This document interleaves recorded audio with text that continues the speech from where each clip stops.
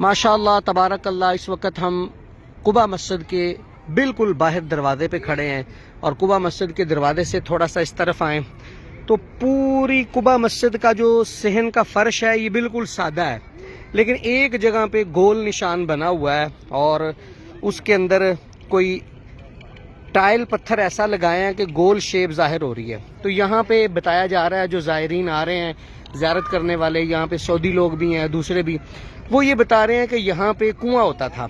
ये वो कुआं था जिसमें आका करीम सल्लल्लाहु अलैहि वसल्लम भी तशरीफ़ ला के यहाँ पे बैठा करते थे और हज़रत उस्मान गनी रदी अल्लाह तआला भी यहाँ पे तशरीफ़ लाया करते थे। और जो आका करीम सल्लल्लाहु अलैहि वसल्लम की अंगूठी मुबारक हज़रत उस्मान गनी के पास थी, वो इस कुएं में गिरी थी और कई सौ साल वो इस कुएं में गिरी रही। बाद में तुर्क हुकूमत ने इस कुएं को गहराई तक खुदाई करके वो अंगूठी निकाली और आज वो अंगूठी तुर्की म्यूज़ियम के अंदर पड़ी हुई है।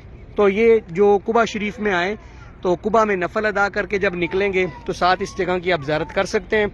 आज यहाँ पे कुआं तो नहीं है, लेकिन कुआं के आसार में से सिर्फ ये एक निशान छोड़ दिया गया हुआ गोल बना के कि यहाँ कभी कुआं हुआ करता था।